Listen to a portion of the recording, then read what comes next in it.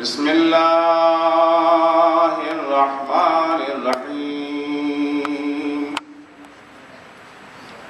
الحمد للہ والصلاة والسلام علی رسول اللہ وعلی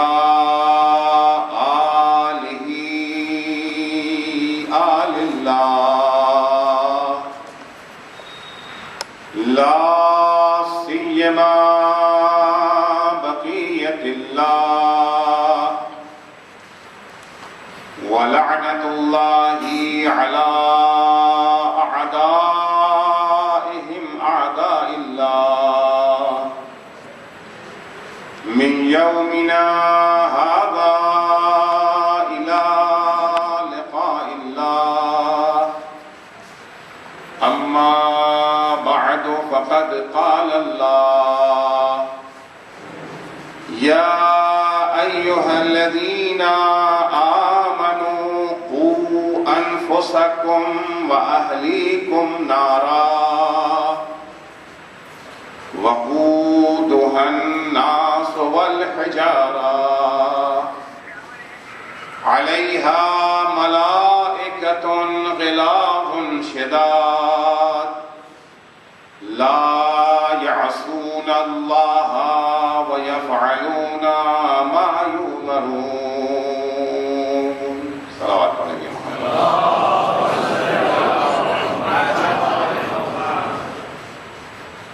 عزیزان گرامی، جب ہم اس کائنات کا گہرائی سے جائزہ لیتے ہیں تو یہ محسوس ہوتا ہے کہ کائنات کی ہر شے، چاہے وہ چھوٹی ہو یا بڑی، ہر شے ایک خاص ذمہ داری کو نبھانے میں مصروف ہے. سب سے چھوٹا جز، سب سے چھوٹی چیز بھی اسے اگر آپ دیکھیں جسے ایٹم کہتے ہیں، سب سے چھوٹی چیز ایٹم مانی جاتی ہے. ایٹم کے بھی سینے کو اگر چیز کو دیکھیں تو وہاں بھی پتہ چلتا ہے کہ الیکٹرون کی ذمہ داری ہے پروٹون کے ارد گرد گھومتے رہنا.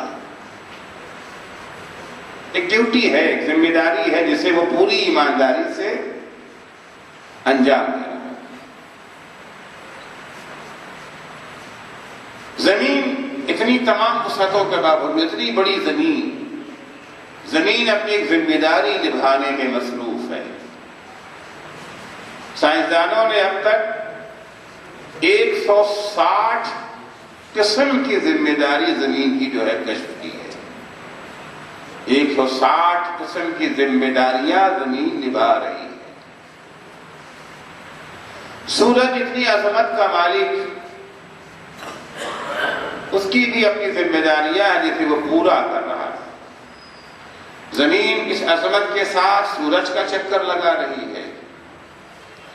سورج بھی 2 قسم کا اقدام انجام دیتا ہے، ایک اپنے ہی محور کے اوپر گردش کر رہا ہے اور ایک نامعلوم مقصد کی طرف آگے بڑھتا جا رہا ہے. وہ مقصد ابھی تک صرف اللہ ہی کے علم میں ہے. کہاں جا رہا ہے سورج؟ کہتے ہیں نا کہ ہر سیکنڈ میں 12 میل کی رفتار سے سورج آگے بڑھ رہا ہے.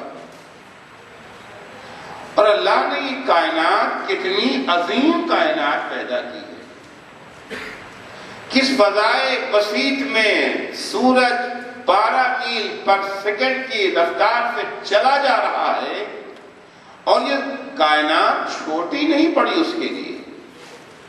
ہزارہ سال سے یہ سفر ایک دوسرے کا تو نہیں نہ ہے، ہزاروں برس، ہزارہ لاکھوں برس پہلے سے ہر سیکنڈ پر 12 میل کی رفتار سے کہیں جا رہا ہے. کہ وہ مقصد خدا ہی جانتا ہے کہ کدھر جا رہا ہے. اور اتنی وسیع کائنات ہے یہ کہ لاکھوں برس کے سفر کے باوجود بھی ابھی سورج اس نقطے پر نہیں پہنچ سکا جہاں کہا جائے کہ اب سفر یہاں ختم، آگے راستہ بند. قرآن مجید کہتا ہے کہ والشمس تجری لمستقر لها ذالک تقدیر العزیز العلیم. سورج ایک مقصد کی طرف جا رہا ہے، چل رہا ہے، اور ایک خاص رفتار، یہ رفتار کس نے معین کی؟ ذالک تقدیر العزیز العلیم، یہ عزیز و علیم خدا کا مقدر کیا اور معین کیا ہوا راستہ ہے. جب ہم کائنات کی ہر شے کو دیکھتے ہیں کہ کائنات کی ہر شے کی ایک ڈیوٹی ہے، ایک ذمہ داری ہے جسے وہ بڑی پابندی کے ساتھ نبھا رہے ہیں، تو یہی چیز کافی ہوتی ہے ثابت کرنے کے لیے کہ کوئی ہے جو اس ذمہ داری کو دینے والا بھی ہے. تو ہستی ہے جس نے انہیں پیدا بھی کیا ہے، اور یہ ذمہ داری اس ہستی نے انہیں ادا کر دی. عزیزو، جب کائنات کی ہر شے ذمہ دار ہے، ہر شے اپنی ڈیوٹی نبھا رہی ہے، حتیٰ فرشتے، ان کی بھی ایک ذمہ داری ہے، ان کی بھی ایک ڈیوٹی ہے، اور کبھی بھی وہ اپنی ذمہ داریوں سے سرتابی نہیں کرتے، کبھی بھی وہ اپنی حد سے آگے بڑھنے کی کوشش نہیں کرتے ہیں کہ لو تنوت انملتن لاحترقت. وہ کہتے نظر آتے کہ میں بقدر انگشت بھی اپنی حد سے آگے بڑھ گیا تو جل کے خاکستر ہو جاؤں. چھوٹی سے چھوٹی مخلوق کی ذمہ داری ہے، اس کی ڈیوٹی ہے. بڑی سے بڑی مخلوق، اس کی بھی ایک ذمہ داری، ایک ڈیوٹی ہے.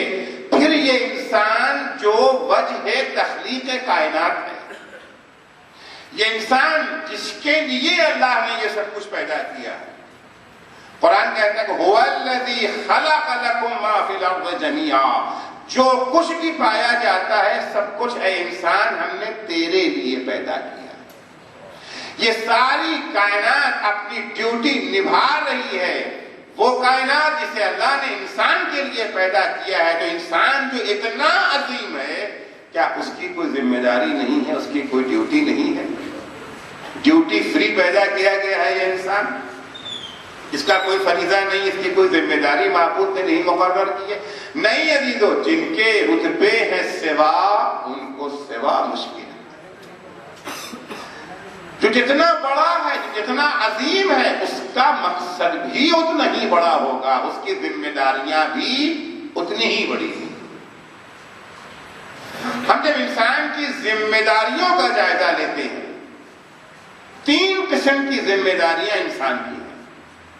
3 طرح کی ڈیوٹی ہے جو اللہ نے اس انسان کے لیے مقرر کی ہے. ایک ذمہ داری ہے عبادی ذمہ داری، اس کے کچھ فرائض ہیں عبادتوں کے تعلق سے. یہ وہ فرائض ہیں جو انسان اور خدا کے درمیان ہیں. نماز ایک ذمہ داری ہے، روزہ ایک ذمہ داری ہے، ایک ڈیوٹی ہے اس کی.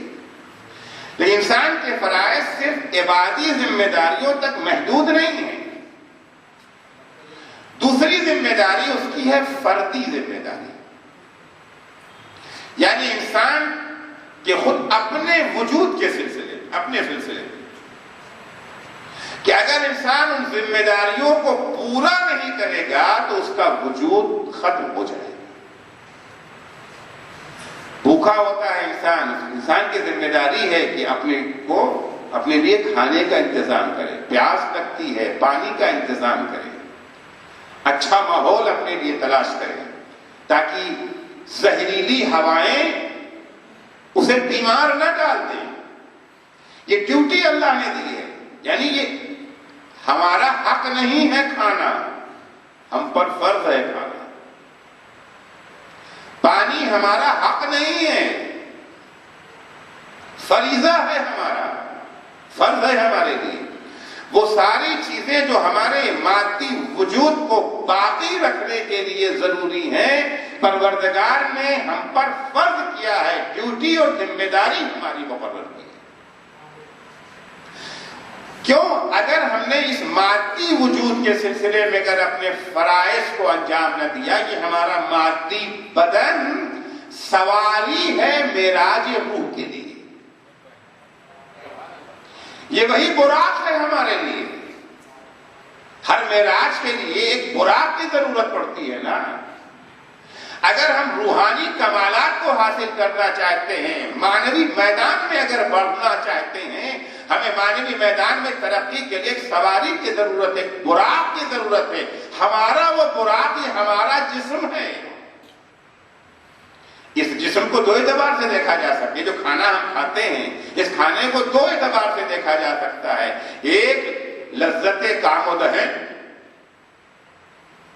اور ایک نہیں، یہ بدن اللہ نے ہمیں بطور امانت عطا کیا ہے تاکہ ہم اپنے روحانی سفر کو آسانی سے انجام دے سکیں، کیونکہ روح کسب کمالات کے لیے محتاج بدن ہے۔ بدن کے بغیر روح کمالات کو کسب نہیں کر سکتی۔ کسی گرے کو اٹھانا ہے تو ہاتھ چاہیے نا اس کے لیے۔ روح کی ایک فضیلت ہے حق بیانی، مگر زبان کے بغیر تو یہ فضیلت حاصل نہیں ہو سکتی ہے۔ روح کے لیے کمال ہے ولی خدا کے چہرے کی زیارت، یہ آنکھوں کے بغیر میسر نہیں ہے۔ تو اسی بدن کو، یہی جو ہمارا مادی بدن ہے، اس کی خدمت کو اگر مقصد صرف لذت کام و دہن ہے، حیدرآبادی بریانی کھانا ہے، دلی کی نہاری کھانا ہے، مثلا فلاں جگہ کی فلاں چیز، تو یہ ایک حیوانی عمل ہے۔ لیکن اگر ہم کھانا اس لیے کھا رہے ہیں کہ اللہ کی امانت کو باقی رکھنا ہے تو یہی عبادت بن جاتا ہے، یہی عبادت بن جاتا ہے۔ اپنے خاندان، اپنی فیملی، اپنے کنبے کے لیے اگر ہم رزق حاصل کرتے ہیں، ان کا پیٹ بھرتے ہیں، ان کی ضروریات کو اگر پورا کرتے ہیں، اگر اس عنوان سے اسے انجام دیا جائے کہ اللہ کی طرف سے جو ہم پر فرائض عائد کیے گئے، ڈیوٹی جو عائد کی عرض کروں گا اسے کہ ہماری کیا ڈیوٹی وہاں پر ہے، تو یہ عمل خود اپنی جگہ پر عبادت بن جاتا ہے۔ عزیزوں، تو ایک ذمہ داری ہماری اپنے تئیں ہے، اپنی صحت کے سلسلے میں، اپنی تعلیم کے سلسلے میں، جو بھی چیزیں ہیں، یہ ہماری یہ جو فردی ذمہ داری ہے۔ تیسری ذمہ داری ہماری جو ہے وہ اجتماعی ذمہ داری۔ اب بتائیے، فردی ذمہ داریاں دو حصوں میں بٹی ہیں، ایک جسم کے سلسلے میں، ایک روح کے سلسلے میں۔ جسم کے بقا اور ارتقاء کے لیے کچھ ذمہ داریاں ہیں، کچھ ذمہ داریاں روح کی بقا اور ارتقاء کے لیے۔ اگر جسم کے سلسلے کی ذمہ داریوں کو پورا نہ کریں گے تو جسم مر جائے گا، اور اگر روح کی سلسلے کی ذمہ داریوں کو ادا نہ کریں گے تو روح مر جائے گی، اور جب روح مر جاتی ہے تو انسان شمر بنتا ہے۔ جب روح مر جاتی ہے تو انسان عمر سات بنتا ہے، ہرملا بنتا ہے، انسان اتنا پست ہو جاتا ہے، اتنا گر جاتا ہے کہ قرآن کے لفظوں میں اس سے زیادہ خطرناک کوئی موجود ہے ہی نہیں۔ قرآن کہتا ہے اِنَّ شَرَّ الدَّوَابِّ عِندَ اللَّهِ الصُّمُّ الْبُكْمُ الَّذِينَ لَا يَعْقِلُونَ۔ عزیزو، دنیا میں آپ کسی چیز کو کتنا ہی خطرناک تصور کر لیں، ایڈز کے جراثیم کو بہت خطرناک مانا جاتا تھا۔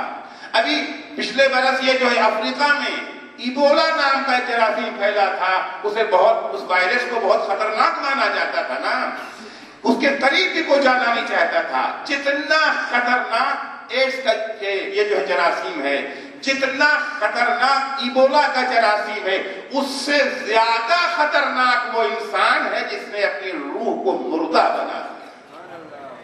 اِنَّ شَرَّ الدَّوَابِّ عِندَ اللَّهِ الصُّمُّ الْبُكْمُ الَّذِينَ لَا يَعْقِلُونَ۔ بدترین زمین پر حرکت کرنے والا وہ شخص ہے، وہ گونگے بہرے ہیں جنہوں نے اپنی عقل پر تالا لگا دیا۔ تو کچھ ذمہ داریاں ہماری فردی ذمہ داریوں کا کچھ کا تعلق ہمارے جسم سے ہے، کچھ کا تعلق ہماری روح سے ہے۔ تیسری ذمہ داری جو اللہ نے ہمیں عطا کی ہے، عرض کیا کہ جن کے رتبے ہیں سوا، ان کو سوا مشکل ہے۔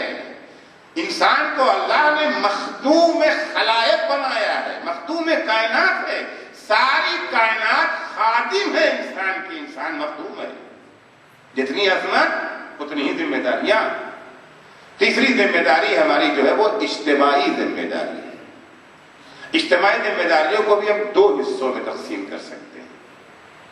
کچھ وہ ذمہ داریاں ہیں جو ہمارے خاندان کے سلسلے میں، ہماری فیملی کے سلسلے میں، ہمارے کنبے کے سلسلے میں، یعنی آئلی ذمہ داریاں جو پروردگار نے ہمارے لیے مقرر کیا، مرد کے لیے بھی عورت کے لیے بھی، صرف مردوں کی ذمہ داری نہیں ہے۔ جب فیملی کا تصور آتا ہے تو فیملی کے دو حصے ہیں، ایک مرد ایک عورت۔ کچھ ذمہ داریاں وہ ہیں جو ہماری عام سماج کے تئیں ذمہ داری ہے، جو ہمارے خاندان سے تعلق نہیں رکھتے ہیں، عام لوگ ہیں۔ عزیزوں، یہ اجتماعی ذمہ داری جو ہے، خصوصاً آئلی ذمہ داریاں، وہ ذمہ داریاں جن کا تعلق کنبے سے ہے، خاندان سے، فیملی سے ہے، یہ بہت اہم ہے، بے حد اہم یہ ذمہ داری ہے۔ کیونکہ اگر کنبے میں، خاندان میں، فیملی کے سلسلے میں جو ہماری ذمہ داریاں ہیں، اگر ان ذمہ داریوں کو ہم نے ایمانداری سے نبھا دیا تو یہ گھر جنت بن جائے گا، اور اگر ان ذمہ داریوں کو نہ نبھایا، ان فرائض کو ادا نہ کیا تو یہ گھر جہنم کا نمونہ بن جائے گا۔ اور یاد رکھیے، اچھی نسل جنت میں پروان چڑھتی ہے، جہنم میں نہیں۔ اگر سالم نسل معاشرے کے حوالے کرنا ہے، سماج کے حوالے کرنا ہے، تو ضروری ہے کہ گھر کو جنت بنائیں، جہنم نہ بنائیں۔ یہ اتنی اہم ذمہ داریاں ہیں اجتماعی ذمہ داریاں کہ جب اجتماعی ذمہ داریوں میں کوتاہی کے سلسلے میں پیغمبر کی زبانی اصحاب پیغمبر نے وہ حدیثیں سنی، وہ آیتیں سنی جن میں ان عذاب کا تذکرہ کیا گیا تھا جو ان ذمہ داریوں سے سرپیچی کے سلسلے میں نازل ہوئی تھی، گناہوں کے عذاب کے سلسلے میں، اصحاب پیغمبر میں سے کچھ نے یہ طے کر لیا جب ہم سماج میں رہیں گے ہی نہیں، معاشرے میں ہم رہیں گے ہی نہیں۔ گناہ غیبت ہے سماجی، جب ہم ایک دوسرے سے ملتے، دیکھیے انسان فطرتاً یہ جو ہے معاشرت طلب ہے، انسان اکیلے نہیں رہ سکتا۔ اللہ نے انسان کو کچھ اس طرح سے پیدا کیا ہے کہ انسان دوسروں کا محتاج ہے۔ ایک انسان چاہے اکیلے تنہا اپنی ساری ذمہ داریوں کو پورا کر دے، یہ ممکن نہیں۔ ایک شخص دعا کر رہا تھا، اللہم لا تحوجنی الی احد من خلقک، اے پروردگار تو مجھے کسی کا محتاج نہ بنا۔ امام معصوم وہاں موجود ہے، کہتے ہیں کہ وہ اپنی موت کی دعا کر رہا ہے۔ بھائی، جب تک زندگی ہے ہمیں دوسروں کی احتیاج ہے، دوسروں کے بغیر، دوسروں کے تعاون کے بغیر اپنی زندگی کو ہم باقی نہیں رکھ سکتے۔ اگر روٹی چاہیے کہ نہیں چاہیے، کھانا کھانا ہے نا، روٹی چاہیے۔ تنے تنہا کوئی انسان اگر چاہے کہ اپنی روٹی کا انتظام خود کر سکتا ہے، خود ہی جائے گیہوں بوئے، خود ہی گیہوں کاٹے، خود ہی گیہوں کو آٹے میں تبدیل کرے، خود ہی روٹی بنائے، سارا کام ایک آدمی کے لیے ممکن نہیں ہے۔ اپنے کپڑے کے لیے دھاگا خود تیار کرے، دھاگے سے کپڑا بنے، کپڑا بننے کے بعد کپڑا سے اب خود ہی گھر بنائے، سارا کام انسان خود اگر کرنا چاہے اکیلے نہیں کر سکتا۔ وہ دعا کر رہا تھا، اللہم لا تحوجنی الی احد من خلقک، خدایا تو مجھے کسی کا محتاج نہ بنا۔ امام نے کہا یہ دعا غلط ہے، دعا یوں کرو، اللہم لا تحوجنی الی شرار من خلقک، اللہ بروں کا محتاج نہ بنانا۔ محتاجی تو ہے، ہم یہ نہیں کر سکتے اکیلے، سارا کام نہیں کر سکتے ہیں، دوسروں کے ساتھ ملنے کو تیار ہے، دوسروں کے ساتھ رابطہ رکھنے کی ہمیں ضرورت ہے، تنہا چاہے۔ پیغمبر کے بعد اصحاب نے جب یہ عذاب کی چیزیں سنی کہ غیبت کرو گے تو جہنم میں جاؤ گے، جھوٹ بولو گے تو یہ ہوگا، تہمت لگاؤ گے تو یہ ہوگا، کاروبار میں کسی کے ساتھ دھوکا کرو گے تو یہ عذاب ہے، ظلم کرو گے تو یہ عذاب ہے، بال بچوں سے اگر رابطہ اچھا نہ رکھا تو یہ عذاب ہے، بیوی کو ستایا تو یہ عذاب ہے، بیوی پہ ظلم کر، یہ کہنے لگے بھائی ہم سے اتنا اب ہیں تو ممکن نہیں ہے کہ ہم سے گناہ نہ ہو، اور عذاب برداشت کرنے کی طاقت نہیں ہے، عذاب برداشت کرنے کی طاقت نہیں ہے۔ واقعاً عذاب برداشت کرنے کی انسان میں طاقت نہیں ہے۔ مولا کائنات کی دعا کو میل کو اگر اٹھا کر کے دیکھیے، پڑھتے ہیں ماشاءاللہ آپ لوگ ہر شب جمعہ اس شب جمعہ کو پڑھیں گے، وہاں مولا کہتے ہیں نا کہ خدایا اس بدن میں آتش جہنم کو برداشت کرنے کی طاقت نہیں ہے، یہ نازک نازک ہڈیاں، یہ نرم کھال کہاں اسے برداشت کر سکتی ہے؟ تو ان کا ٹھیک ایسا کرتے ہیں، ہم معاشرے میں رہیں گے ہی نہیں، نہ بال بچوں کے ساتھ گھر میں رہیں گے، نہ بیوی کو ڈانٹیں گے، نہ بیوی کو گھڑکیں گے، نہ بیوی کے ساتھ رہیں گے، نہ ظلم و زیادتی کا موقع آئے گا، نہ سماج میں کسی سے بات کریں گے، نہ غیبت ہوگی، نہ کاروبار کریں گے، نہ کاروبار میں دھوکے کا گناہ ہوگا۔ سماج چھوڑ کے جنگل میں چلے گئے، بیوی بچوں کو چھوڑ دیا، سماج کو چھوڑ جنگل میں آ کر کے بیٹھ گئے۔ حضور اکرم کو خبر ملی، حضور اکرم کو جو خبر ملی، خبر ملتے ہی اتنا غصہ آیا پیغمبر، اتنی ناگوار گزری یہ بات کہ پیغمبر فوراً کھڑے ہو گئے اور فوراً روانہ ہوئے مسجد میں جا کر کے اس فکر کے خلاف خطبہ دینے کے۔ اتنا پیغمبر ناراض ہیں، شدت ناراضگی کا عالم یہ ابا ہے نا، یہ کبھی کبھی ابا جو نیچے گر جاتی ہے، جب ہم لوگ اٹھتے ہیں تو پہلا کام کیا کرتے ہیں؟ ابا کو ٹھیک کر لیتے، تب اس کے بعد آگے قدم بڑھاتے ہیں۔ پیغمبر اتنا ناراض ہیں، ناراضگی کا عالم یہ ہے پیغمبر کی کہ پیغمبر کی ابا گری ہوئی تھی، پیغمبر نے ابا ٹھیک بھی نہیں کیا، پیغمبر جا رہے تھے اور ابا زمین پر خط دیتی جا رہی۔ اصحاب کو اکٹھا کیا اور تقریر کیا پیغمبر نے، میں کیا سن رہا ہوں؟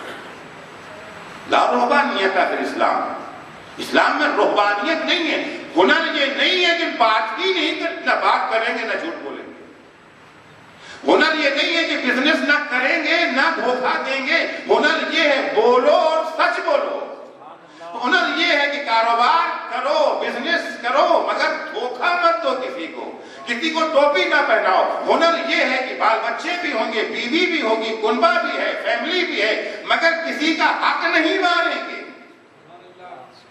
میں جو تمہارا نبی ہوں، میں نے شادی بھی کی ہے، بیویاں بھی میری ہیں، ان کے حقوق بھی ادا کرتا ہوں، میں ہر روز روزہ بھی نہیں رکھتا، ایک دن روزہ رکھتا ہوں، ایک دن افطار کرتا ہوں، لوگوں کے درمیان رہتا ہوں۔ ہماری سیرت، ہماری سنت سماج سے روٹ کر کے، معاشرے کو چھوڑ کے جنگل میں جا کے بیٹھ جانا نہیں ہے۔ فَمَنْ رَغِبَ عَنْ سُنَّتِي فَلَيْسَ مِنِّي، جو ہماری سیرت اور سنت سے روگردانی اختیار کرے گا اس کا ہم سے کوئی تعلق نہیں، اس کا ہم سے کوئی تعلق نہیں ہے۔ تو روحانیت نہیں ہے، یہ آئلی ذمہ داری، اگر اس ذمہ داری کو جو فیملی کے سلسلے میں ہے، جو کنبے کے سلسلے میں ہماری ذمہ داری ہے، اگر اسے بحسن و خوبی انجام دے دیا گیا، وہ گھر اللہ کی نگاہ میں بلند مرتبہ گھر ہوگا۔ کچھ گھر ہیں نا جو اللہ کی نگاہ میں بلند ہیں، ان کا درجہ عظیم ہے۔ قرآن مجید کی آیت ہے کہ بیوتن اذن اللہ ان ترفع ذکرها، اذن اللہ ان ترفع ویذکر فیہا اسمہ، کچھ گھر ایسے ہیں جنہیں اللہ نے بلند کرنے کا حکم دیا ہے کہ اور ان گھروں میں اللہ کا ذکر ہوتا ہے، ان گھروں میں اللہ کا ذکر ہوتا ہے۔ یسبح لہ بالغدو والآصال، اس گھر میں صبح شام اللہ کی تسبیح پڑھی جاتی ہے۔ رجال لا تلہیہم تجارت ولا بیع عن ذکر اللہ واقام الصلاۃ وایتاء الزکاۃ، اس گھر میں ایسے افراد رہتے ہیں، وہ کاروبار کرتے ہیں، بزنس کرتے ہیں، تجارت کرتے ہیں، لیکن بزنس، کاروبار، تجارت انہیں اللہ کی یاد سے روک نہیں پاتی ہے۔ نہ اللہ کے ذکر سے روک پاتی ہے، نہ نماز کو قائم کرنے سے روک پاتی ہے، نہ زکوٰۃ کی ادائیگی سے روک پاتی ہے۔ یخافون یوما تتقلب فیہ القلوب والابصار، وہ اس طرح سے بزنس کرتے ہیں، اس طرح سے کاروبار کرتے ہیں کہ اللہ کی یاد بھی ہے، نماز کو قائم بھی کرتے ہیں، زکوٰۃ کو ادا بھی کرتے ہیں، اور انہی کے ساتھ ساتھ اس دن سے ڈرتے ہیں جس دن دل بھی پلٹ جائیں گے، نگاہیں بھی پلٹ جائیں گے۔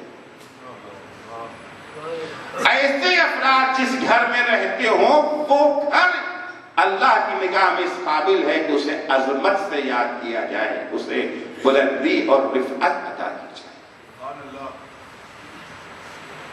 قرآن مجید آئلی ذمہ داریوں کے سلسلے میں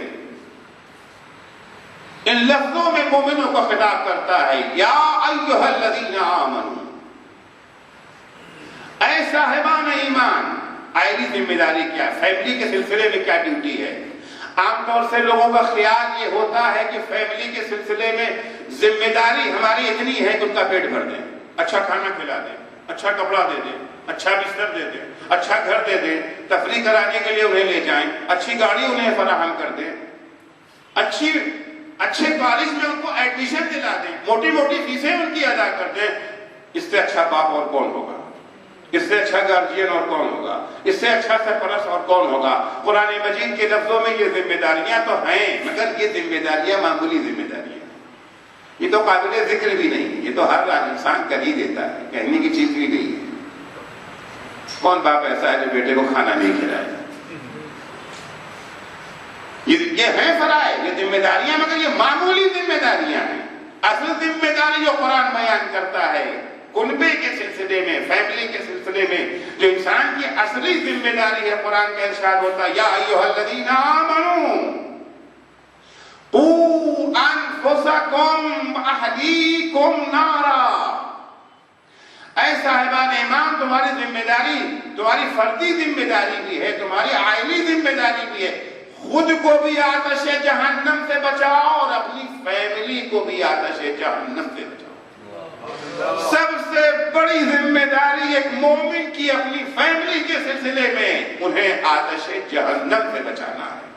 اچھا کھانا کھلا دیا، اچھا گھر دے دیا، اچھا مکان دے دیا، اچھی گاڑی دلا دی، اچھے سے اچھے کالج میں انہیں بھیج دیا، اپنے خیال میں ان کا کیریئر بنا دیا، اپنے سنوار دیا، لیکن اس کا انتظام نہ کیا جو انہیں آتش جہنم سے بچا سکتا تھا۔ نہ انہیں نماز کی تعلیم دی، نہ انہیں روزے کی تعلیم دی، نہ انہیں گناہوں سے محفوظ رہنے کا طریقہ سکھایا۔ کھانا تو کھلا دیا، سوئمنگ پول میں تیراکی کے لیے لے کے تو چلے گئے، مگر گناہ آلود ماحول میں کیسے تیر کے اپنے کو ساحل نجات تک پہنچا دے، یہ تیراکی نہیں سکھائی۔ قوا انفسکم واہلیکم، اپنے کو بھی بچاؤ اور اپنے کنبے کو بھی بچاؤ۔ یہ نہیں کہ صاحب میں تو نماز پڑھتا ہوں، اولاد پڑھے نہ پڑھے مجھ سے کیا مطلب؟ ماں کہتے کہ جی میں تو پردہ کرتی ہوں، میری لڑکی نہیں کرتی تو نہ کرے، میں کیا کروں؟ نہیں، کرنا ہے آپ کو، ذمہ دار ہیں آپ۔ کل قیامت میں جہاں بیوی سے پوچھا جائے گا کہ تم غلط راستے پر کیوں گئی، وہیں شوہر سے پوچھا جائے گا تم نے اپنی ذمہ داری کو نبھایا۔ جہاں شوہر سے پوچھا جائے گا کہ تم نے نماز کیوں ترک کر دی، تم نے فلاں گناہ کیوں کیا، وہی بیوی سے پوچھا جائے گا تمہاری بھی ذمہ داری تھی اپنے شوہر کو گناہ سے بچانا، تم نے کیا قدم اٹھایا تھا اپنے شوہر کو گناہ سے بچانے کے لیے؟ بچایا تھا یا ڈھکیل دیا تھا گناہ کی طرف؟ اتنی خواہشیں، اتنی ڈیمانڈ، اتنے تقاضے کہ بیچارہ مجبور ہو گیا گناہ کرنے کے لیے۔ اچھا خطا سیدھا سادہ آدمی تھا، کبھی رشوت نہیں لیتا تھا، مگر کیا کرے وہ تقاضے، اور تقاضے تانوں کے ہمراہ۔ یا ایھا الذین آمنوا، اسے مردوں کے لیے نہیں ہے، مرد عورت جہاں جہاں آمنو ہے وہاں پر وہ جو ہے خواتین کی آمنا بھی ہے۔ صیغہ اگرچہ یہ جو ہے مذکر کا استعمال ہوا ہے، مگر یہاں پر مراد مومن و مومنات دونوں ہیں۔ یا ایھا الذین آمنوا قوا انفسکم، اے مومن خواتین،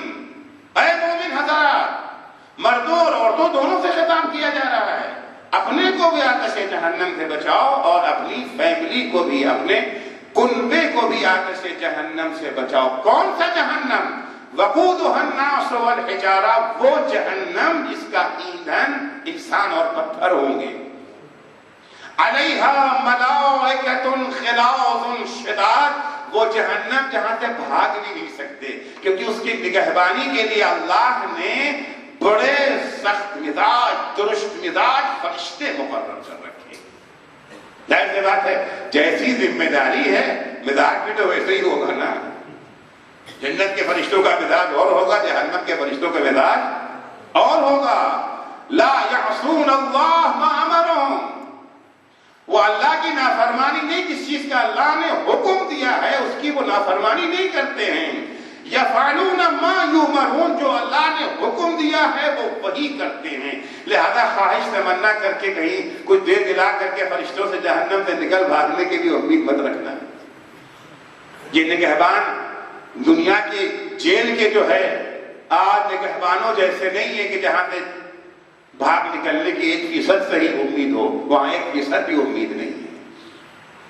تو سب سے بڑی ذمہ داری، سب سے بڑی ڈیوٹی، آئلی ڈیوٹی فیملی کے سلسلے میں جو ذمہ داری مومنوں کی اور مومنات کی اللہ نے مقرر کی ہے، وہ کیا ذمہ داری ہے؟ کہ ایک دوسرے کو آتش جہنم سے بچانے کی کوشش کریں، ایک دوسرے کو گناہ سے دور رکھنے کی کوشش کریں۔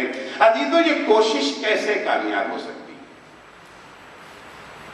اگر ہم اپنے خاندان کو سنوارنا چاہتے ہیں، کنبے کو بنانا، یہ جو ہے نکھارنا چاہتے ہیں، فیملی کو ایک آئیڈیل فیملی اگر بنانا چاہتے ہیں، تو دیکھیں کوئی کام یہ کرنا چاہیں تو بیچ سے نہیں شروع کیا جاتا، شروع سے، ابتدا سے۔ فیملی کی فاؤنڈیشن کس چیز پہ رکھی گئی؟ کنبے کی بنیاد کس چیز پہ رکھی گئی؟ مادیات پر یا یہ جو ہے معنویات پر؟ قرآن مجید کہتا ہے افمن اسس بنیانہ علی تقوی من اللہ ورضوان خیر امن اسس بنیانہ علی شفا جرف فانہار بہ فی نار جہنم۔ کنبے کی بنیاد دو چیزوں پہ رکھی جاتی ہے۔ کچھ لوگ کنبے کی بنیاد مادیات پہ رکھتے ہیں، کچھ لوگ کنبے کی بنیاد تقوی الہی پہ رکھتے ہیں، خدا کی خوشنودی پہ رکھتے ہیں۔ خاندان کا ان کا ہر عمل، فیملی میں ہر عمل جو انجام دیتے، بعض وہ ہیں جن کو صرف ذرق و برق دنیا سے مطلب ہے۔ شادی کرنے جا رہے ہیں، شوہر کا انتخاب، زوجہ کا انتخاب، کچھ کے ہاں شوہر کا انتخاب جو ہے وہ صرف یہ دیکھنا ہے کہ صاحب کو تنخواہ کتنی ملتی ہے، آمدنی کتنی ہے، گاڑی ہے کہ نہیں ہے، بنگلہ ہے کہ نہیں ہے، عہدہ کون سا ہے، سماج میں ان کا مقام کیا ہے، ان کی منزلت کیا ہے۔ اور کچھ یہ دیکھتے ہیں کہ ایمان کیسا ہے، تقویٰ کیسا ہے، اخلاق کیسا ہے، خدا کے راستے پر چلنے میں ہمارے لیے مددگار ثابت ہوں گے یا خدا کے راستے سے بھٹکا دیں گے ہمیں۔ جس وقت مولا کائنات اور جناب فاطمہ زہرا سلام اللہ علیہا کی شادی ہوئی، جب حضور اکرم شادی کے دوسرے دن بیٹی کے گھر گئے ہیں، حضور اکرم نے داماد سے وہ سوال کیا ہے جو عام طور سے سسر داماد سے نہیں کرتا ہے ہمارے معاشرے میں۔ یہ سوال وہ سوال ہے جو عام طور سے دوست سے کرتے ہیں۔ یہ دوستوں کا سوال ہوتا ہے، سسر داماد سے نہیں کرتا ہے، باپ بیٹے سے سوال کبھی نہیں کرتا ہے۔ پیغمبر سوال کرتے ہیں علی تم نے فاطمہ کو کیسا پایا؟ یہ سوال تو وہ ہے نا، ہم طور سے دوست کرتے بھائی بھابھی کیسی لگی تمہیں؟ سوال مولا علی سے پیغمبر کر رہے ہیں، یا علی تم نے فاطمہ کو کیسا پایا؟ علی کون ہے؟ حلال مشکلات ہے نا، علی سب کے مددگار ہے نا، مولا سب کے مدد کرنے والے ہیں نا، وہ علی جو حلال مشکلات ہے، سب کے مددگار علی سے پیغمبر پوچھتے ہیں، علی علی یہ بتاؤ تم نے فاطمہ کو کیسا پایا؟ مولا جواب دیتے نعم العون علی طاعت اللہ، میں نے فاطمہ کو اللہ کی اطاعت میں بہترین مددگار پایا۔ سب کی مدد علی کر رہے ہیں، علی کی مدد فاطمہ زہرا کر رہی ہے۔ صلوات پڑھیں گے محمد و آل محمد۔ اطاعت خدا کی کا راستہ کٹھن راستہ ہے۔ ایک شریک چاہیے، ایک ایسا شوہر چاہیے جو بیوی کو اللہ کے راستے پر باقی رکھ سکے۔ ایک ایسی بیوی کی ضرورت ہے جو اپنے شوہر کو اللہ کے راستے پر باقی رکھ سکے، نہ صرف کہ بھٹکائے نہیں۔ فیملی کی تئیں جو ذمہ داری ہے، جو فرائض ہے، وہ کون سا گھر ہے؟ وہ گھر ہے جس کی بنیاد تقوی پہ رکھی گئی۔ رشتے کا انتخاب تقوی کی بنیاد کے اوپر، ایک دوسرے سے آپسی برتاؤ جو ہے تقوی کی بنیاد کے اوپر، کھانا پینا تقوی کی بنیاد پر، لباس تقوی کی بنیاد پر، مکان تقوی کی بنیاد پر، سیر و تفریح تقوی کی بنیاد پر۔ سیر و تفریح صرف ہاہو کے لیے نہیں ہے، بلکہ اس لیے کہ اللہ نے جو امانت ہمیں دی ہے اس سے تفریح کی بھی ضرورت ہے۔ ذہن کو بوجھل بنانے سے بچانے کے لیے تفریح اس لیے جا رہے ہیں۔ مولا کائنات ایسے گھر کے بارے میں ارشاد فرماتے ہیں ان البیت الذی یقرأ فیہ القرآن، وہ گھر جس میں قرآن کی تلاوت ہوتی ہے۔ البتہ تلاوت سے مراد صرف پڑھ لینا نہیں ہے، پڑھ لینا نہیں، قراءت کافی نہیں ہے، بلکہ قراءت کے ساتھ ساتھ تدبر اور فہم ضروری ہے، اور فہم کے ساتھ ساتھ عمل، فہم کے ساتھ ساتھ عمل ضرور۔ ایک ہوتے ہیں قاریان قرآن، ایک ہوتے ہیں حاملان قرآن۔ قاریان قرآن قرآن کی تلاوت کرنے والے، حاملان قرآن کون ہے؟ البتہ قاری کا لفظ جو صدر اسلام میں پیش کیا جاتا تھا وہ قراءت کے معنی میں نہیں تھا۔ قاری صدر اسلام میں ان لوگوں کو کہا جاتا تھا قاری قرآن جو قراءت کے ساتھ ساتھ عالم قرآن بھی ہوتے تھے۔ اب یہ آج الگ ہے، عالم الگ کر دیا گیا، قاری الگ کر دیا۔ بہت سارے افراد بہترین قاری ہیں مگر آیتوں کا معنی و مفہوم نہیں سمجھتے، اور آج ہمارے سارا مقابلہ کس چیز کا ہوتا ہے؟ آواز کا مقابلہ ہوتا ہے۔ قراءت قرآن کے نام پر آواز کا مقابلہ ہے، سانس کا مقابلہ ہے، کون ایک سانس میں کتنی آیتیں پڑھ سکتا ہے، کون کتنا کھینچ سکتا ہے، اس کا مقابلہ ہے۔ تو زمانے میں قاری قرآن انہیں کہا جاتا تھا جو قراءت کے ساتھ ساتھ عالم قرآن بھی ہوتے تھے، اور حامل قرآن انہیں کہتے تھے جو قراءت بھی کرتے تھے، عالم بھی ہوتے تھے اور عمل بھی کرتے تھے قرآن۔ انہیں حاملان قرآن کہا جاتا تھا۔ تو جہاں جہاں بھی حدیثوں میں قراءت کے ثواب کو بیان کیا گیا ہے، قراءت قرآن پہ تاکید کی گئی، ان تمام جگہوں پر قراءت کے ساتھ ساتھ فہم اور عمل بھی شامل ہے، کیونکہ پیغمبر کی حدیث ہے کہ ربا تال القرآن والقرآن یلعنو، کتنے ہی ایسے ہیں جو قرآن کی تلاوت کرتے ہیں، قرآن ان پر لعنت بھیجتا ہے۔ بڑے اچھے قاری ہیں، بین اقوامی مقابلے میں اول آئے ہیں، قرآن ان پہ لعنت بھیجتا ہے۔ کن پہ لعنت بھیجتا ہے؟ جو قرآن کی تعلیمات کے مطابق عمل نہیں کرتے۔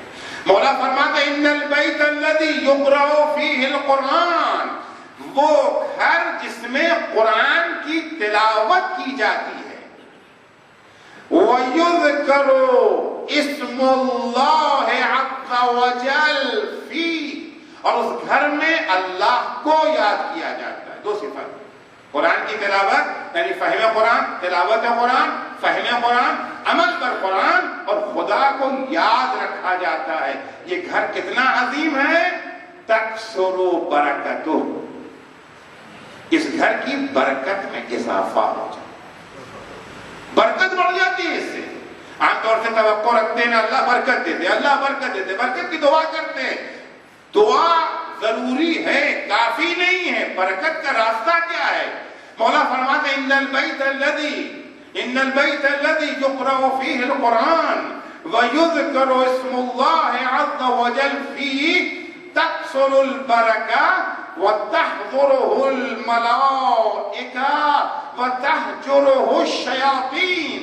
جس گھر میں قرآن کی تلاوت ہوتی ہے، اللہ کو یاد کیا جاتا ہے، اس کی برکت میں اضافہ ہو جاتا ہے، فرشتے اس گھر میں حاضری دیتے ہیں اور شیاطین وہاں سے دور چلے جاتے ہیں۔ سبحان اللہ۔ وَيُضِيءُ لِأَهْلِ السَّمَاوَاتِ كَمَا تُضِيءُ الْكَوَاكِبُ لِأَهْلِ الْأَرْضِ۔ اور یہ گھر آسمان کے مخلوقات فرشتوں کے لیے ویسے ہی چمکتے ہیں جیسے ستارے زمین والوں کے لیے چمکتے ہیں۔ آسمان میں یہ فرشتے اس گھر کا نظارہ کرتے ہیں، بھی گھر چمکتے ہوئے منور گھر نظر آتے ہیں۔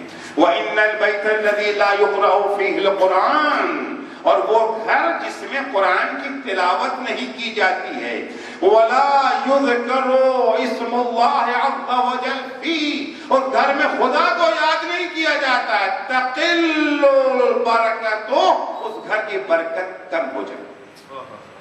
وَتَحْجُرُهُ الْمَلَائِكَةُ، ملائکہ اس گھر کو چھوڑ دیتے ہیں، وَتَحْضُرُهُ الشَّيَاطِينُ، اور شیطانوں کا بسیرا ہوتا ہے۔ فیملی کے سلسلے میں کیا ذمہ داری ہے؟ فیملی کے سلسلے میں ذمہ داری ہے کیا؟ فیملی کے افراد کو جہنم سے بچایا جائے۔ جہنم سے بچانے کے لیے تقوی کی بنیاد کے اوپر، تقوی کی بنیاد کے اوپر زندگی کی عمارت کو کھڑا کرنا، اس گھر کے اندر تلاوت قرآن، فہم قرآن، عمل پر قرآن اور یاد خدا کرنا۔ عزیزو، اگر گھر میں لڑائی جھگڑا ہو رہا ہے، اختلافات ہیں، شوہر بیوی سے لذت غریبہ ہے، بیوی شوہر سے ہے، ایک دوسرے کے خلاف ہیں، اس گھر میں کبھی بھی سالم بچے پروان نہیں چڑھ سکتے۔ حدیث ان لا تدخل الملائکۃ فی بیت فیہ الکلب، حدیث ہے، جس گھر میں کتا ہوتا ہے اس گھر پہ فرشتے نہیں ہیں۔ کیا مطلب ہے اس حدیث کا؟ تین معنی مفہوم اس حدیث کا ہو سکتا ہے۔ ایک مطلب تو یہی کہ صاحب وہ مغربی تہذیب کی تقلید اور پیروی کرتے ہوئے گھر میں کتے پال لیے، یزید کی جو ہے پیروی کرنے لگے، وہاں پر فرشتے نہیں آتے۔ سمپل سادہ سا معنی۔ دوسرا معنی یہ کیا جاتا ہے جس دل میں کینہ بستا ہو، جس دل میں حسد پایا جاتا ہو، جس دل میں نفرت ہو صاحبان ایمان سے، اس دل میں فرشتے اپنی نور افشانی نہیں کرتے۔ اور تیسرا معنی جو دیا گیا بعض علماء نے دیا، تیسرا معنی مراد یہ ہے جس گھر میں لوگ کتے کی طرح ایک دوسرے کو کاٹتے پھرے، ایک دوسرے سے لڑتے پھرے، ایک دوسرے سے اختلاف رکھتے ہوں، جیسا کتے بھونکتے رہتے ہیں نا، کبھی بھونکتے ہیں کبھی کاٹتے ہیں، جس گھر کا عالم یہ ہو، جس گھر کی فضا یہ ہو، جس گھر کا ماحول یہ ہو، اس گھر پر رحمت خدا نازل ہے۔ اسلام میں فیملی، خاندان، عائلہ کے سلسلے میں جو ہماری ذمہ داریاں ہیں، گھر کو ایک ایسا اس طریقے سے گھر کو رکھا جائے کہ جہاں اختلافات نہ ہوں، جہاں لڑائیاں نہ ہوں، جہاں جھگڑے نہ ہوں۔ عزیزو، لڑائی جھگڑے کا ایک بڑا سبب یہ ہو جاتا ہے کہ ہر نہیں معلوم، عام طور سے انسان ایسے ہے کہ انسان دوسروں سے سروس لینا چاہتا ہے، دوسروں کو سروس دینا نہیں چاہتا۔ سبحان اللہ۔ خدمت لینا چاہتا ہے، خدمت کرنا نہیں چاہتا۔ عام طور سے آپ یہ دیکھیے، بعض دفعہ سماج بھی ایسا ماحول بنا دیتا ہے، خاص طور سے ہم لوگوں کے سلسلے میں، چھوٹا سا بیگ بھی اگر ہمارے ہاتھ میں ہے تو اب آپ لے لیں گے، اچھا ہم بھی دے کر کے خوش ہو جاتے ہیں۔ لیکن خوشی ہو جائے ہم کوئی ہیں بہت اہم آدمی ہیں, بہت بڑے آدمی ہیں, ہمارا سامان پہ آرڈر ہوتا ہے. اور اسلامی نقطہ نظر سے آپ دیکھیں گے کوئی اچھی چیز نہیں ہے. حدیث ہے کہ لعن اللہ من کل علی الناس, اللہ کی لعنت اس شخص پر جو اپنا بوجھ دوسروں پہ ڈالتا ہے. تو اپنا بوجھ دوسروں, یہ اچھی علامت نہیں ہے, یہ اچھی علامت نہیں ہے. شروع میں انسان چاہتا نہیں ہے, لیکن بعد میں مومنین اس کو عادی بنا دیتے. لعن اللہ من کل علی الناس. اگر آپ اہل بیت علیہ السلام کی تعلیمات کو دیکھیں وہاں یہی ملتا ہے. اہل بیت ہمیشہ دوسروں کی خدمت کرتے تھے, خدمت لیتے تھے. زندگی اہل بیت کی آپ کو یہی ملے گی. خدمت کرنا خصوصاً شوہر بیوی کی خدمت کرے, بیوی شوہر کی خدمت کرے.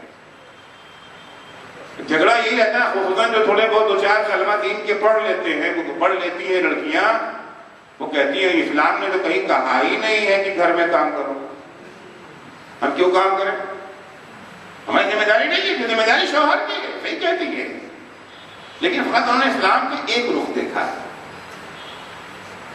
اسلام کا صرف ایک رخ دیکھا ہے, واجبات کو دیکھا ہے, مستحبات کو نہیں دیکھا ہے. یقیناً اسلام نے بیوی کے اوپر فرض نہیں کیا ہے کہ آپ شوہر کی خدمت کریں. یقیناً اسلام نے بیوی کے اوپر واجب نہیں قرار دیا ہے کہ شوہر کے لیے کھانا پکا کر کے, چائے بنا کر کے ان کی خدمت میں پیش کریں. یہ ذمہ داری نہیں ہے. لیکن اگر صرف واجبات کو دیکھیں گے, اسلامی قوانین صرف واجبات تک محدود نہیں ہیں. اسلام میں جہاں واجبات ہیں وہیں مستحبات بھی ہیں. مستحبات کے ذریعے واجبات کی تکمیل ہوتی ہے. اب کیوں اسلام نے کچھ کو واجبات کی شکل میں پیش کیا, کچھ کو مستحبات کی شکل میں, انشاءاللہ بعد میں سے عرض ہوگا. لیکن ہیں یقیناً اسلام نے بیوی پر شوہر کی خدمت کو واجب نہیں کیا ہے. لیکن اگر آپ حدیثوں کو, روایتوں کو اٹھا کر کے دیکھیں تو اندازہ ہوتا ہے. عزیزو, سب سے بڑی عبادت اور سب سے بڑا درجہ شہادت کا درجہ ہے. شہادت سے بڑا کوئی درجہ نہیں ہے. پیغمبر اسلام صلی اللہ علیہ وآلہ وسلم کی حدیث ہے, حضور اکرم فرماتے ہیں اِنَّا فَوْقَ كُلِّ بِرٍ بِرٌ حَتَّى يُقْتَلَ الرَّجُلُ فِي سَبِيلِ اللَّهِ. ہر نیکی سے بڑھ کے ایک نیکی ہے یہاں تک کہ انسان راہ خدا میں قتل کر دیا جائے. اب اس کے بعد کوئی اور نیکی نہیں.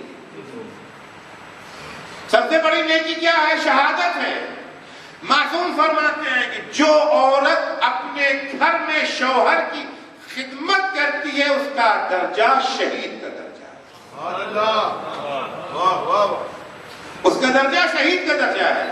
جس وقت جناب اسماء بنت امیس حبشہ سے آئی ہیں, اور جناب اسماء بنت امیس جناب جعفر طیار کی زوجہ ہیں, اپنے شوہر کے ساتھ مدینے سے ہجرت کر کے حبشہ گئی تھی. خیبر کے موقع پر واپس آئی ہیں پلٹ کر.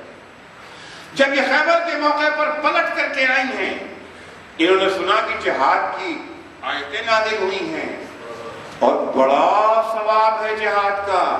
جہاد کے نتیجے ہی تو شہادت ملتی ہے, اور شہادت سے بڑی کوئی نیکی نہیں ہے, شہادت سے بڑا کوئی درجہ نہیں ہے. اور جہاد عورتوں پر واجب نہیں ہے. جہاد عورتوں پر آئی پیغمبر کے پاس, یا رسول اللہ یہ کیا بات ہوئی, ہم عورتوں کو اتنے بڑے ثواب سے اسلام نے محروم نہ کر دیا. یہ تو اب لفظ ناانصافی تو انہوں نے یقیناً نہیں کہا ہوگا, بہرحال جسارت اتنی تو نہیں کریں گے. بہرحال یہ بات سمجھ میں نہیں آ رہی, ایسا کیوں ہے؟ پیغمبر نے کہا, کس نے کہا کہ عورتوں پر جہاد واجب نہیں؟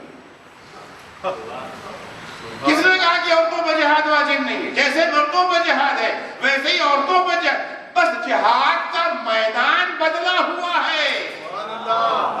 پیغمبر نے فرمایا جہاد المرأۃ حسن التبعل, عورتوں کا جہاد ہے اپنے شوہروں کی اچھی طرح سے خدمت کرنا. یہ جہاد ہے عورتوں کا. یعنی جو ثواب مردوں کو میدان میں زخم کھا کر کے اپنی جان قربان کر کے ملے گا, وہ ثواب اللہ نے عورتوں کو گھر کے اندر دے دیا,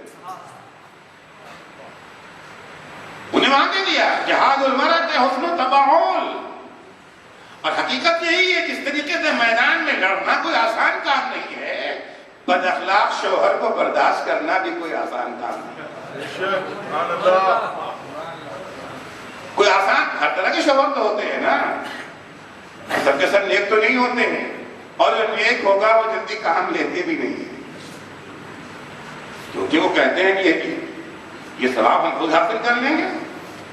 بھائی جو خدمت کرے گا ثواب تو اسی کو ہے نا، خدمت لینے کا ثواب نہیں ہے، خدمت کرنے کا ثواب ہے، خدمت لینے کا ثواب نہیں ہے۔ اور عورتوں کے لیے کہا گیا ہے اگر اپنے شوہر کی خدمت کرتی ہو تمہارا درجہ جہاد کا درجہ ہے، شہادت۔ مردوں کو یہ کہا گیا اگر کوئی مرد اپنی بیوی کی خدمت کرتا ہے، یہ ایک طرفہ نہیں ہے، بیوی شوہر کی خدمت کرے، شوہر بیوی کی خدمت کرے، بچوں کی خدمت کرے۔ عورتوں کے لیے کہا گیا جہاد المرأۃ حسن التباعل، مردوں کے لیے کہا گیا القات لعیالہ کالمجاہد فی سبیل اللہ، بال بچوں کے لیے حلال روزی حاصل کرنے والا راہ خدا میں جہاد کرنے والے کے برابر ہے۔ انہیں بھی جہاد کا درجہ دیا، انہوں نے بھی جہاد کا درجہ دیا۔ بیوی شوہر کی خدمت کر رہی ہے، شوہر بیوی اور بچوں کی خدمت کر رہا ہے۔ اگر کسی گھر میں یہ ماحول قائم ہو جائے تو یہ جھگڑا ہوگا۔ سب ایک دوسرے کی خدمت اگر کرنا چاہ رہے ہیں، مہمان دیر سے آ گئے گھر کے اندر، تو پلیٹیں برتن زیادہ گندا ہو گیا ہے نا، دھلتی تو تھی، اب اگر مثال کے طور کے اوپر شوہر بھی آ گیا کچن میں ہاتھ بٹانے کے لیے، نہیں یہ جو ہے پلیٹیں میں دھلوں گا، یہ پتیلی میں دھل دوں گا، پیاز میں کاٹ دوں گا، سبزی میں کاٹ دوں گا، بولا نہیں آپ چاہیے میں کر لوں گا، نہیں میں کر لوں گا۔ یا جھگڑا ہوگا یا محبت بڑھے گی؟ جھگڑا تو نہیں بڑھتا ہے نا۔ بیوی تھکی ماندی بھی بیٹھی تھی، ان کا چائے تو آپ نے پلائی نہیں ابھی، جتنی چائے بنا کے لائیے، اچھا آپ چائے بنا کر کے آگے تو فلاں چیز لائیے، ڈھکا چیز لائیے، وہاں پر ہے کہ پھر ظاہر سی بات ہے غصہ تو آتا ہے، اختلافات وہاں بڑھتے ہیں۔ اچھی نسل کی اگر تربیت کرنا ہے اچھا گھر چاہیے، یاد رکھیے، اچھے گھر میں دونوں کی ذمہ داری، دونوں کی ڈیوٹی ہے۔ وقت زیادہ ہو گیا ہے، کل باتیں بات کروں گا، دونوں کی ڈیوٹی ہے، شوہر کی بھی ذمہ داری ہے، بیوی کی بھی ذمہ داری ہے۔ تنہا شوہر سے بچے اچھے نہیں بن سکتے، اگر اچھی نسل ہے دونوں کا کردار ہے۔ یہی سبب تو تھا نا کہ مولا علی نے عقیل سے کہا تھا عقیل ایک بہادر گھر کا پتہ بتا۔ کیوں بھیا کیا بات ہے؟ کہ چاہتا ہوں کہ کیسا بچہ پیدا ہو جو کربلا میں میرے حسین کے کام آئے۔ اگر تنہا باپ کافی ہوتا تو کیا علی کی شجاعت کم تھی؟ شجاعت علی کافی ہے نا؟ نہیں، جہاں باپ کی اہمیت ہے وہیں ماں کی بھی اہمیت ہے۔ یہی وجہ ہے کہ جس وقت دربار یزید میں امام سجاد نے تعارف کرایا ہے، جہاں دادا کا تعارف کرایا وہیں دادی کا بھی تعارف کرایا۔ انا ابن فاطمہ الزہرا، جہاں نانا کا تعارف ہوا ہے وہاں نانی کا بھی تعارف کرایا۔ انا ابن خدیجہ الکبریٰ، دونوں کا تعارف کرایا۔ کہاں سچا بھیا عقیل ایک بہادر گھر کا پتہ بتا، ام البنین کا پتہ بتایا، مولا کی شادی ہو گئی۔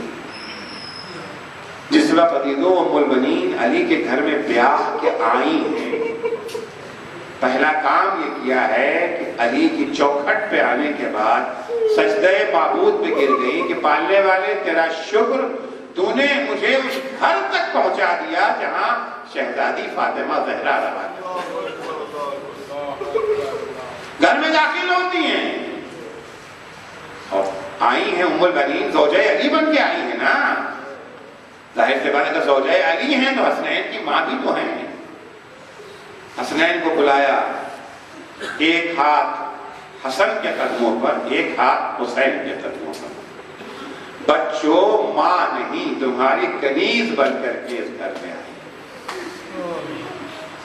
عزیز و عباس کی تشکیل میں دو چیزوں کا حصہ ہے، ایک علی کا لہو ہے، دوسری طرف سے ام البنین کا دودھ۔ زمانے کے سامنے عباس کی تصویر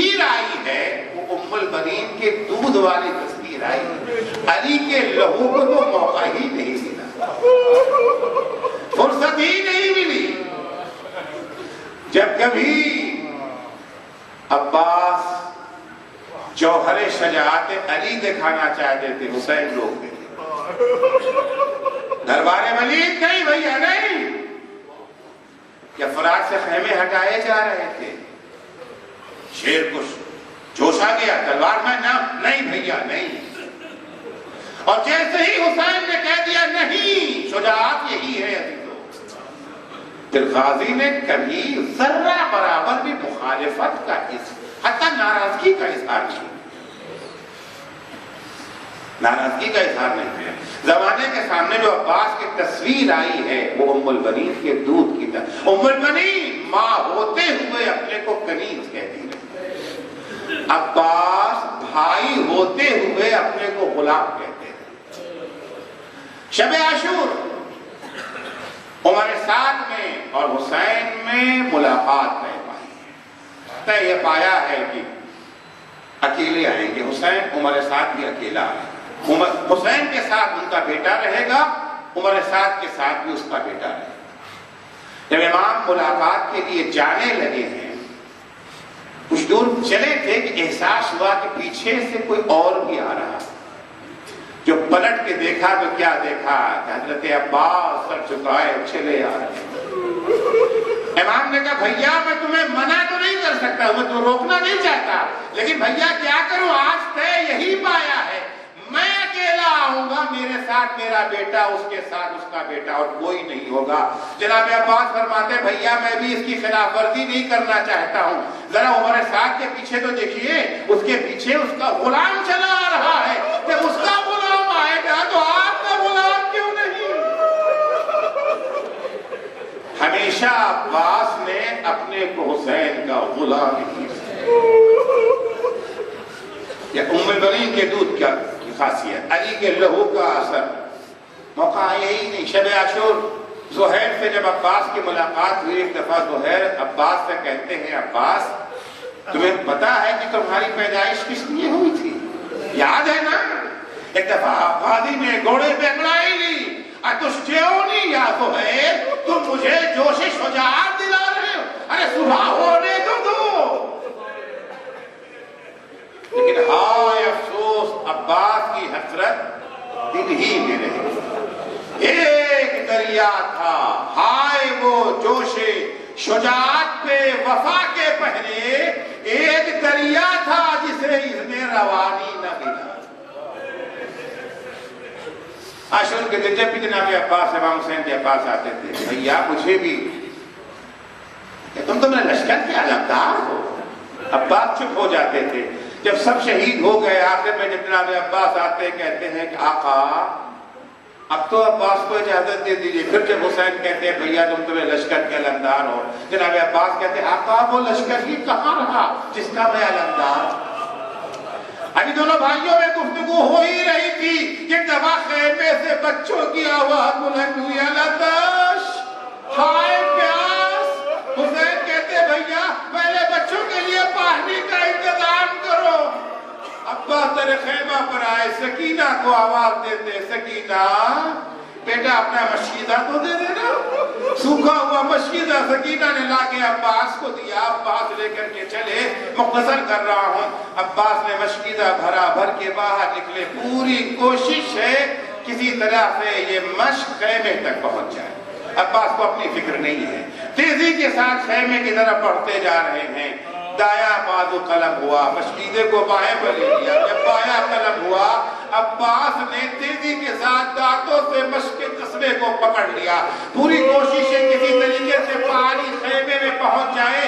اچانک ایک تیر آیا، مشک میں لگا، مشک کو چھیدا تیر نے، پانی بہ گیا، پر پانی کا بہنا تھا کہ عباس کے بڑھتے ہوئے قدم رک گئے۔ اب خیمے میں جا کے کیا کروں گا؟ دوبارہ جب گھوڑے کا رخ نہر کی طرف موڑا، اچانک ایک چکی نے ایسا گرز مارا، اب عباس سے گھوڑے پہ سنبھلا نہ گیا۔